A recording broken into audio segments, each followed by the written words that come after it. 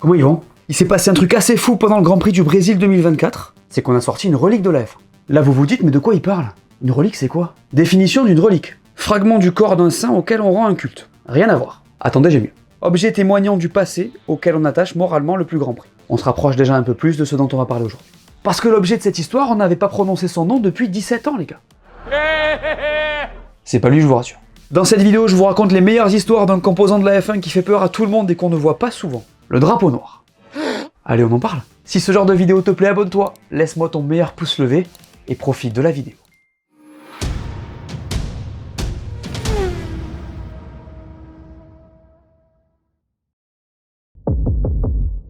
Avant de vous raconter ces histoires, messieurs, dames, parlons peu, parlons bien. Parlons des drapeaux en Formule 1. Parce qu'il faut le dire, quand il s'agit de parler de ce sport, c'est quand même un truc important. Disons que si vous savez pas tout à ce niveau-là, il risque de vous manquer des infos. D'ailleurs, je vous déconseille de passer cette séquence, parce que je suis sûr que vous savez pas tout. Commençons par le plus simple, le drapeau vert. Il signifie que le circuit est libre et que les voitures peuvent rouler. On le déploie au début des sessions pour indiquer qu'on peut partir, et pendant les sessions, à la fin d'un drapeau jaune par exemple. On parle de cela plus tard bien évidemment. Bref, drapeau vert, on peut y aller. Ensuite, vous le connaissez aussi, le drapeau bleu. Il est déployé pour informer un pilote qu'il est sur le point de se faire doubler, mais il faut préciser. Il est toujours déployé pour informer un pilote qui sort de la pit lane qu'une ou plusieurs voitures arrivent. Pendant les essais, il est utilisé pour dire à un pilote qu'une voiture plus rapide et proche est sur le point de le doubler. Et pendant la course, il est déployé devant un pilote qui est sur le point de se faire prendre un tour. Dans ce cas, le pilote concerné doit faciliter le dépassement le plus vite possible. D'ailleurs, s'il ignore 3 avertissements, il sera pénalisé. Le prochain sur la liste, le drapeau blanc. Lui, il est là pour t'informer qu'un pilote beaucoup plus lent se trouve devant. On l'utilise souvent à la fin des séances d'essai, quand les pilotes font des tests de départ. Maintenant, le drapeau jaune, à bande rouge. Pas encore celui que vous connaissez. Lui, il est présenté sans mouvement et sert à informer que l'adhérence est détériorée par de l'huile ou de l'eau. Maintenant, vous savez. Prochain drapeau le plus célèbre, eh oui, le drapeau jaune. Un signal de danger qui peut être présenté sous 2 formes. Simple, donc il y a juste un drapeau qui bouge, ou double. Dans le premier cas, le pilote doit ralentir, a interdiction de dépasser et doit être prêt à changer de direction à tout moment. Les pilotes doivent montrer qu'ils ont réagi au drapeau jaune, sous peine d'être pénalisés. Dans le second cas, c'est plus sérieux. Les pilotes doivent réduire la vitesse de manière significative, doivent être prêts à changer de direction et à s'arrêter à tout moment. On l'utilise dans tous les cas quand un commissaire est sur le circuit par exemple. Celui-là, vous le connaissez. Un autre que vous ne connaissez pas par contre, le drapeau code 60. En fait, dans certains cas, sous régime de drapeau jaune, le directeur de course peut imposer une limite de vitesse dans les sections concernées. Du coup, si ça arrivait, on indiquerait un drapeau jaune avec la mention FCY, donc pour Full Course Yellow, accompagné d'un drapeau violet sur lequel on verrait un 60 dans un cercle, donc pour 60 km/h. On le voit pas souvent, mais au moins vous savez. Maintenant, le red flag, que vous connaissez aussi bien évidemment. Le drapeau rouge donc, est déployé quand la direction de course décide d'arrêter une session, quelle qu'en soit la raison. Quand ils sortent en qualif, les pilotes doivent réduire la vitesse et retourner à leur garage, alors que pendant la course, ils font pareil mais doivent se ranger dans la pit lane. Rien de nouveau, mais c'est important de le savoir. Ensuite, facile, le drapeau à damier. Il est déployé depuis le pit wall pour indiquer au pilote que la session est terminée, quelle que soit la raison. Il est agité jusqu'à ce que le dernier concurrent a passé la ligne, rien de bien original pour qui que ce soit ici. Accrochez votre ceinture, on entre dans le drapeau noir. D'abord, le drapeau noir et blanc. Il représente un avertissement pour un pilote qui se serait comporté de manière antisportive. On le voit souvent sortir quand il s'agit de track limits, puisque les commissaires l'agitent devant les pilotes qui en sont à leur 3e infraction aux limites de piste. Bon, c'est pas fini, il en reste un seul avant le drapeau noir, les gars. Je parle du drapeau noir au disque orange. Celui-là, on le montre aux pilotes dont la voiture a un problème mécanique, qui peut donc représenter un danger pour eux-mêmes ou pour les autres. Il signifie que les commissaires leur demandent de réparer les dégâts ou d'abandonner. On le voit quand un pilote a un aileron avant qui se décroche par exemple, ça arrive. Le dernier drapeau de cette liste est la star de cette vidéo, le drapeau noir. Et celui-là est pique. Il fait mal parce que quand on le montre à un pilote, c'est pour le disqualifier de la course, tout simplement. Pas de discussion possible, il est out et doit rentrer au pit. Les histoires sont souvent folles, je vous les raconte dans le chapitre suivant. Dans cette partie, on va faire un truc un peu différent d'habitude. On va se faire 9 histoires où le drapeau noir a été brandi en Formule 1. Dans le désordre et avec le meilleur pour la fin. On y va? Indianapolis, 2004. Le tour de formation va commencer, le personnel des équipes est encore sur la grille, et la Williams numéro 3 de Juan Pablo Montoya, qui est positionnée sur la P5, ne démarre pas. Ce genre de sentiment. Tu vois comment la panique peut te gagner un peu? Ça n'a pas été le cas du grand Juan Pablo. Il saute de sa voiture sans problème, se précipite dans la voie des stands, prend le mulet et se positionne pour prendre le départ depuis la pit lane. Quoi?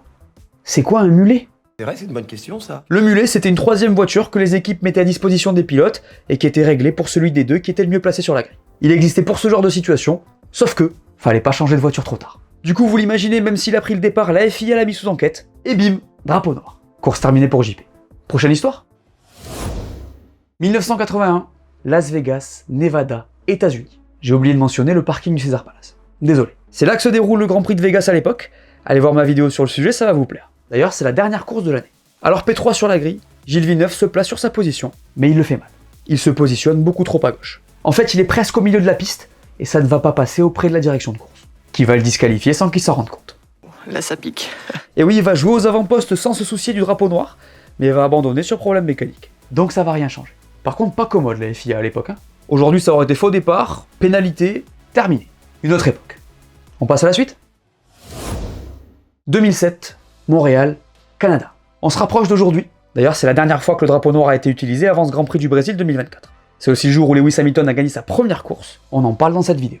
D'ailleurs, c'est aussi là que Kubica a un énorme accident qui fait hyper peur. Je l'ai raconté dans cette vidéo. Mais bon, on n'est pas là pour parler de ça. Alors pour commencer, il faut savoir qu'à l'époque, quand la FIA sort la safety car, les pilotes n'ont pas le droit d'entrer dans la pit lane pour faire un pit stop. Pardon? Vous avez bien entendu. En fait, c'est qu'une fois que tout le peloton est regroupé, que la voie des stands s'ouvre, et donc que les pilotes qui veulent s'arrêter le font. Par contre, dans ce cas, les pilotes doivent attendre que tout le peloton soit passé pour sortir de la pit lane. Donc que le feu soit vert. Capiche? Je sais, c'est pas évident. Et bien ce jour-là, il y a deux mecs qui se font piéger, c'est Felipe Massa et Giancarlo Fisichella. En fait, ils pitent alors qu'ils en ont le droit, mais sortent de la pit lane alors que le feu est rouge, et donc ça fait drapeau noir.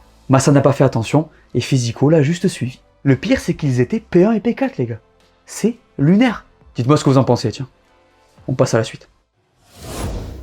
1988, Brésil. Ayrton Senna court à domicile pour la première fois dans une McLaren, mais les choses vont tourner court. Malheureusement, puisque vous connaissez la passion qu'il générait chez ses compatriotes. Qui génère encore d'ailleurs. On l'a vu sur le dernier Grand Prix. Bon, je vais pas passer par 4 chemins, c'est presque la copie conforme de ce qu'on a vu avec Montoya. Sauf que là, c'est un peu moins épique. Alors qu'il se trouve sur la grille, la boîte lâche, la McLaren ne démarre pas, il agite les bras, la FIA avorte le départ, il se précipite pour aller chercher le mulet et part de la pit lane.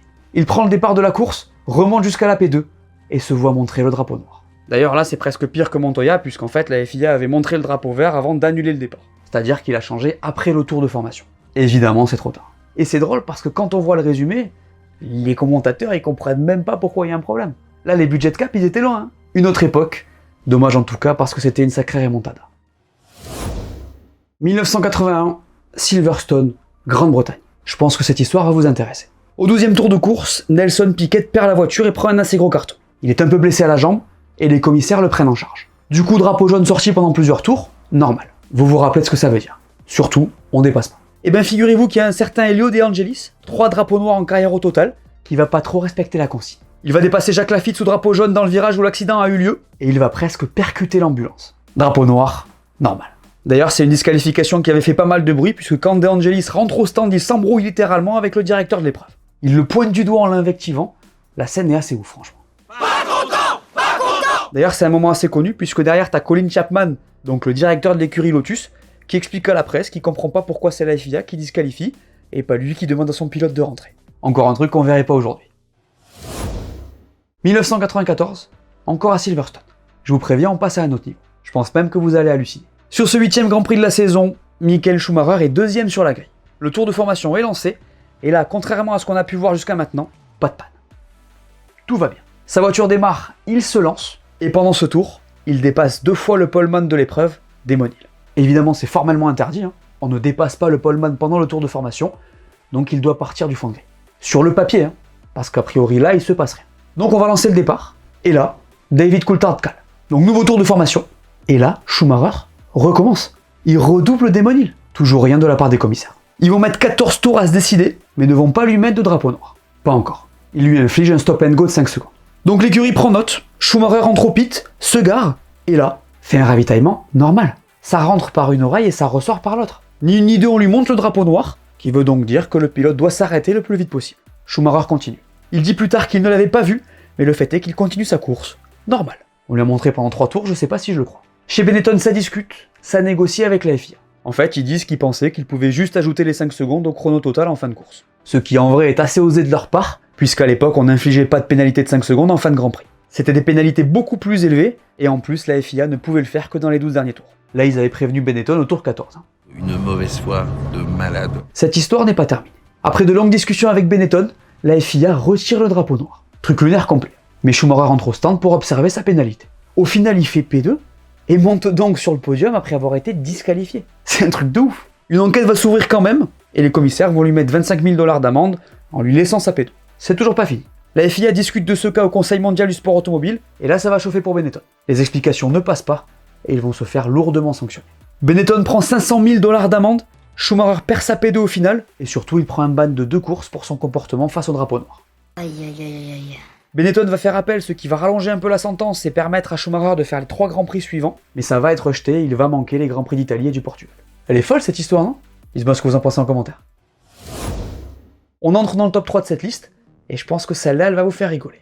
C'est l'histoire d'Alpise, un pilote qui a fait 2 courses de F1 avec du matériel pas du tout adapté. On est en 69, au Canada. Alpise, pilote connu localement, décide de faire le grand saut dans un Grand Prix de F1. Le problème, c'est qu'il pilote une caisse de 66. Comme si aujourd'hui le mec se ramenait avec une caisse de 2022. Il se qualifie en seconde de la pole. Combien? À l'époque, il n'y a pas la règle des 107% qui fait que certains pilotes ne peuvent pas se qualifier, donc il est sur la grille. Et puis de toute manière, il est P17 et il y a des mecs derrière lui. Bienvenue dans les années 60. Bon bah il prend le départ, et là, il est dramatique. Il est impliqué dans plusieurs incidents, dont un avec Jackie Stewart. Il pilote n'importe comment. Et à un moment donné, la FIA lui présente le drapeau noir, parce qu'il est trop lent. Attends, il arrive un moment, tu te fais prendre 8 tours et à chaque fois t'es à ça de déclencher un incident. Je comprends, hein. Ça fait de la peine, mais c'est comme ça. Bref, Alpise, courageux, mais trop hasardeux. On passe à la suite.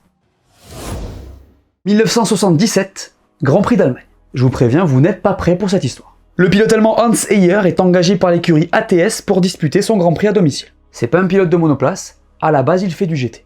Oui, à l'époque, ce genre de choses arrivait. En vrai, dans un sens, dommage que ça arrive plus, puisque ça donnait lieu à des trucs assez drôles. Vous allez voir. Hans Eyer se lance dans son week-end. Le problème, c'est qu'il n'arrive pas à se qualifier. 4 dixièmes derrière la P24, à l'époque, ça passe pas. Du coup, sur le papier, il n'a pas le droit de prendre part à la course. J'ai bien dit sur le papier. Parce que votre pote, là, il va la faire quand même. Non mais j'hallucine quoi. En fait, c'est un énorme concours de circonstances qui va l'aider. Mais bon, il avait prévu son coup quand même. Il se met dans la pit lane pour tenter sa chance, et là, coup de bol, il y a un souci au niveau des feux, ce qui cause une confusion totale sur la grille. Du coup, on donne le départ au drapeau. Le dernier de l'histoire d'ailleurs. Et donc quand le peloton est passé, grâce à tout ce bordel, il part avec depuis la pit lane et personne ne s'en rend compte de rien. Pendant 8 tours. Pendant tout ce temps, les commissaires n'ont rien capté, les gars. Et le pire, c'est que c'est parce qu'il a un souci de boîte de vitesse et qu'il doit abandonner qu'ils s'en rendent compte. Le drapeau noir le plus chelou de l'histoire. Attends, le mec ne s'est pas qualifié, n'a pas fini et s'est fait disqualifier. C'est quand même énorme. J'avoue, celle-là, c'est pas loin d'être ma préférée. Dites-moi ce que vous en pensez. 1989, Estoril, Portugal. Celle-là, vous allez autant l'aimer que la détester. Nigel Mansell et sa Ferrari font une course magistrale, en tête de course après être parti P3, et vient le moment de faire un arrêt au stand.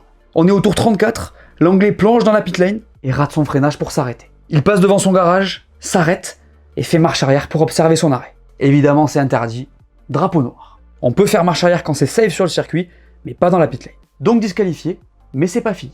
Parce qu'il va désobéir, le mec. Il reste en piste et se bat avec Senna pour la P2, et il l'accroche. Et oui, alors que Senna joue le titre cette année-là, Mansell l'accroche, alors qu'il avait reçu le drapeau noir. C'est une dinguerie. Vous imaginez le scandale si ça arrive aujourd'hui? Il abandonne aussi. Comme Schumacher tout à l'heure, il va assurer ne pas avoir vu le drapeau noir, mais le mal est fait. Il prend 50 000 $ d'amende et une course de suspension. Senna, lui, perdra le titre de 4 petits points. Vous auriez réagi comment si vous étiez fan de Senna? Voilà, merci à tous de m'avoir écouté, j'espère que cette vidéo vous a plu, laissez-moi un pouce bleu, dites-moi en commentaire ce que vous avez pensé de ces histoires. N'oubliez pas d'aller voir mes dernières vidéos que vous n'auriez pas vues, dites-moi tout, et on s'abonne. Allez, ciao!